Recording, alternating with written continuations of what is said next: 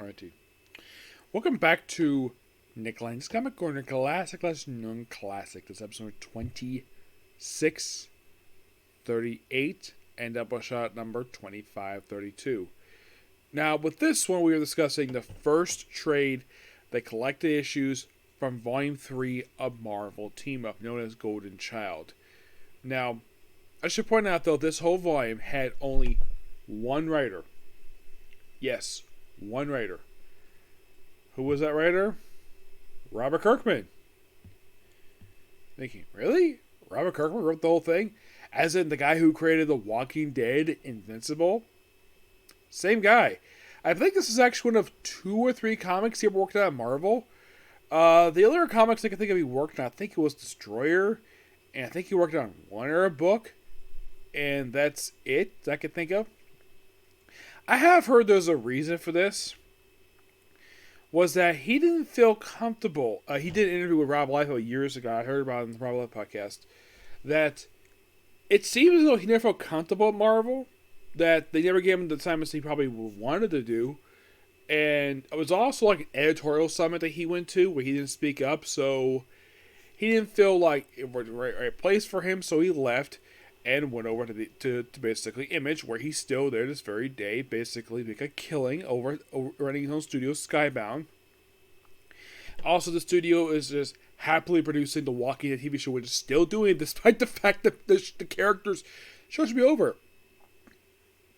Of course, basically, he's probably also helping the creation of Invincible, and I believe on Amazon Prime, and I believe that I know his studio is also overseeing the G.I. Joe Transformer property, which I'm reading the comics for that one. Really good. So, the way this book works, it works drastically different from the first one for the series.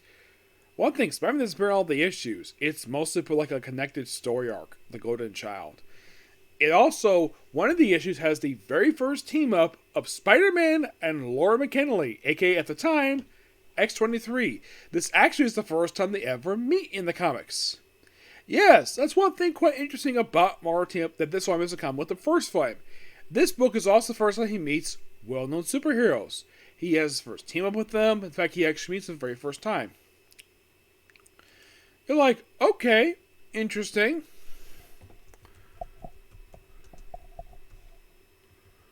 Now, yes, like I mentioned, Kirkman basically does the writing here. The artwork for Volume 3...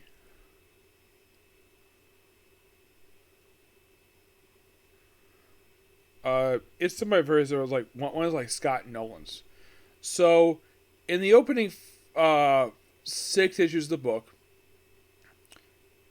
you have Spider-Man appearing in issues 1, 2, 5, and 6. Like the first 2 issues is teamed between Spider-Man and Wolverine.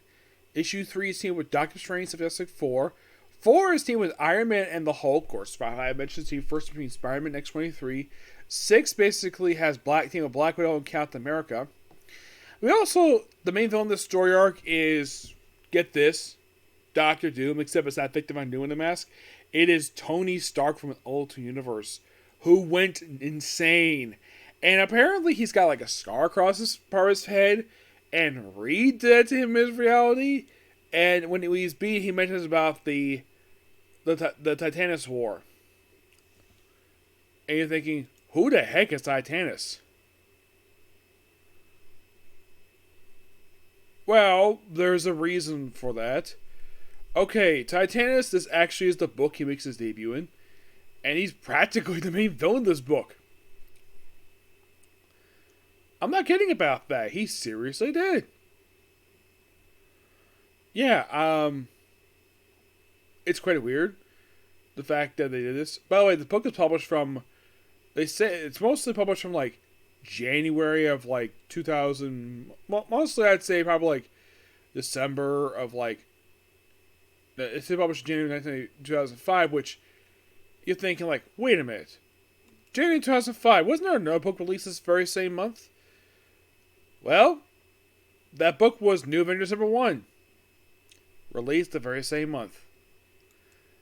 Now, I've not met Kirkman, so I'm not really sure exactly why the book was brought back for. It just was. It lasted for 25 issues, of course, of an entire year. And like I mentioned, the book is in trade. It's called The Golden Child. Yep. So, Titanus, if you don't know who the heck this guy is, Titanus is a character who made a debut in this run, and he is a Skrull who cannot shapeshift.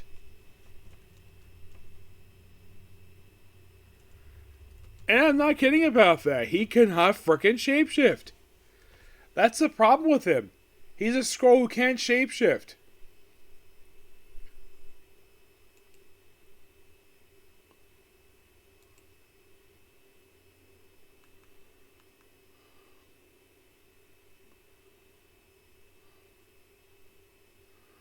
I mean, that's the joke about the character. He just cannot frickin' shapeshift. It is like...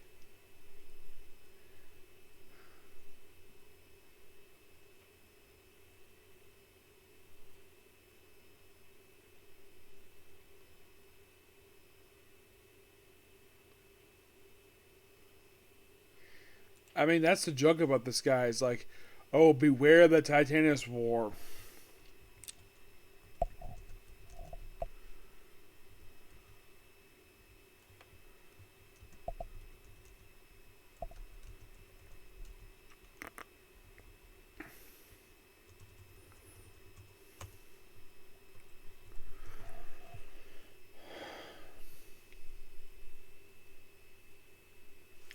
I think America correctly makes his debut in issue number 2. Yes.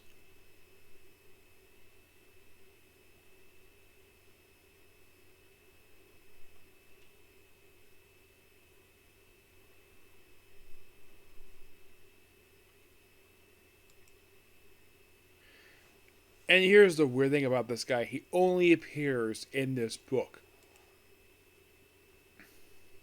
Yeah. Also, Sunfire's here as well. Oh, by the way, the Iron Maniac, does he return after this story arc?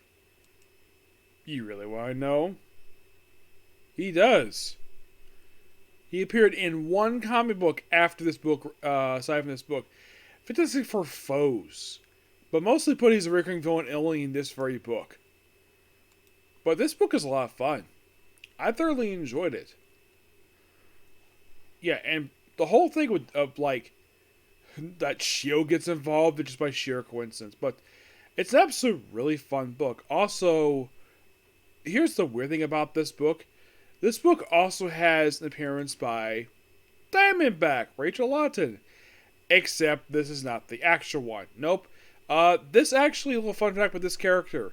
She actually had just previously appeared in the final issue of Captain America Volume 4. Her appearance in issue 6 is a guest star appearance. Yeah, and those of you not overly familiar with Diamondback, Diamondback was one of the many love interests of Captain America over the years. Usually his most primary love interest, the one who more writers like to push, is him and Sharon Carter. His first girlfriend's, first it was her sister, and then it was later changed to her niece. Y'all thinking, that's weird and gross. She's an adult. Yeah. It's kind of weird, but this book, overall, a lot of fun. Yeah. I mean, the only kind of thing they bring in for the first volume is the first time team up between Spider-Man and X-23. Yeah, that's the only thing we have here. Alright, next up we have is the third and final of the Nova Classic, which collected Nova 20 to 25, along with some issues of Fantastic Four. Mostly put in these final issues, Richard Rider revealed, like, basically first he's blamed for the apparent, like apparently killing his own father. His own brother basically blames him. And then when he goes to the hospital, he reveals to his whole family he is Nova. Excuse me. Then he's called to space to deal with the whole thing with the scrolls. That is mostly put exactly what kind of happens over the course of these issues. And, well, yeah. I mean, also with the Corruptor as well, while battling the Inner Circle. Yeah, the Inner Circle were basically, these are Noah foes. You think, is this book the last appearance? No, they appear one more time in 21, and that was pretty much the end for them. Yeah, fighting the Corruptor was interesting. The Corruptor, I believe he's an old Iron Man villain, if I'm not mistaken. Well, actually, no, he started as a villain for Nova, then he just does whatever. Yeah, he later appears in Hulk right after this. Yeah, after his defeat in the Pages issue number 21, 21 was also when he reveals his identity. Now, Diamond Head's back, along with Comet is back too. Comet himself he basically made his, well, this is why he becomes Comet. 21 was basically his debut. He's a fairly new character, and excuse me. Then of course he battles Dr. Sun from Tomb of Dracula. Yep. Yes, he does. My only guess is the reason why that they have him fight here, why he shows up in this very book as a recurring villain. As a matter of fact, he's like the final villain in the book. Now, there's only one reason why he's here. Marv Wolfman created this guy. He's an enemy of Dracula. And then it's like, once he wraps up his time in the book, it's like, oh, let's move over Nova as a recurring villain. And then he becomes a recurring villain for Fantastic Four as sort of the way that tie up loose ends from the book. We're also fighting Sphinx and Diamond Head. Yeah, Diamond Head basically was a criminal who actually ends up working with Nova. He actually made his return in the book. Like, prior to this issue, let's be in issue 10. And then, of course, the book continued over the pages of Fantastic Four.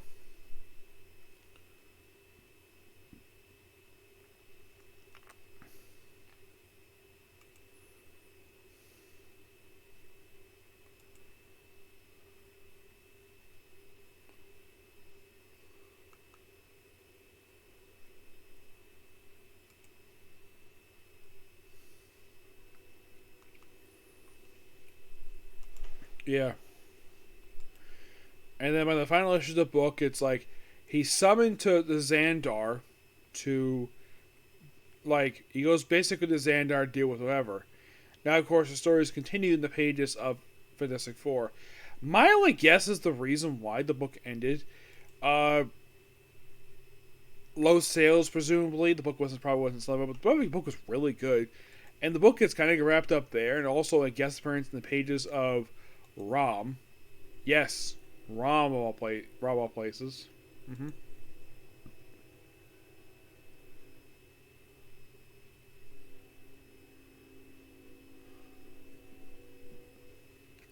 Yeah, here's the weird thing. At the time this book came out, Marvel could not legally collect anything related to Rom the Space Knight. Oh, that wasn't until very recently when he was able to do that, no problem. Yes, and once the book wrapped up, of course, he appeared in Fantastic Four 206, 208, 209, 214, made guest appearance in Rom 24. I think it was a flashback in 105 for... Yeah, it's flashback. So, Rom 24 was technically his finale. Yes, where they basically had the end of the Champions of Xandar. Yep, which that particular storyline was continuing the pages of Avengers of all things. Yes, they concluded in the pages of Avengers, where it was mentioned that the team got killed off.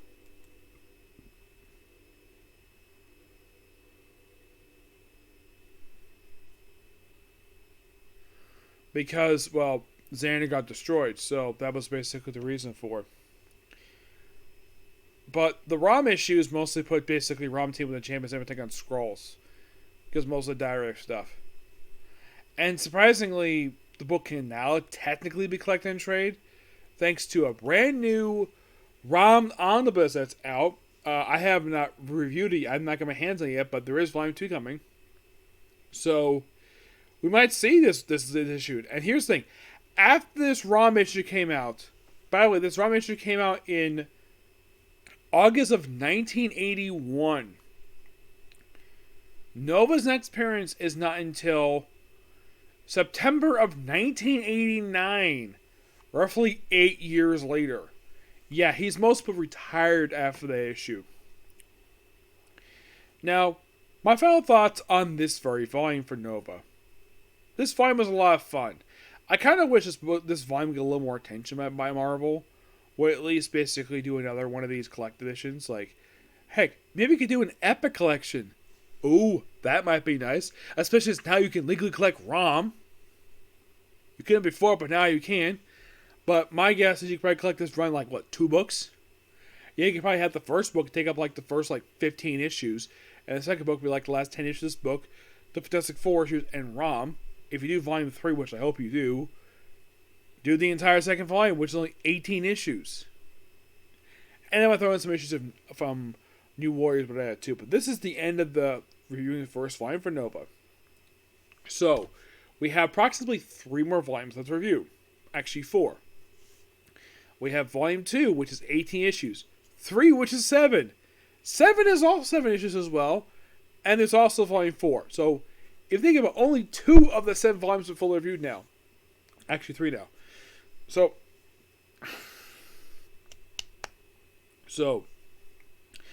before I end this video here, I will make a small little announcement. Now, when I finish reviewing this current volume for Marvel Team Up, I replaced it with Marvel 2-in-1. Why? Because. Why not? Yeah, why not? But yeah, that's going to be pretty much it particular review. Please be sure to like, comment, subscribe, turn notifications, and do not hit the dislike button. Next up, we have one more comic corner tonight, and it's going to be quite interesting, this one. Yep. We're going the Bronze Age with one character, and the other one moving forward this creator's run. Okay? Next video. Bye.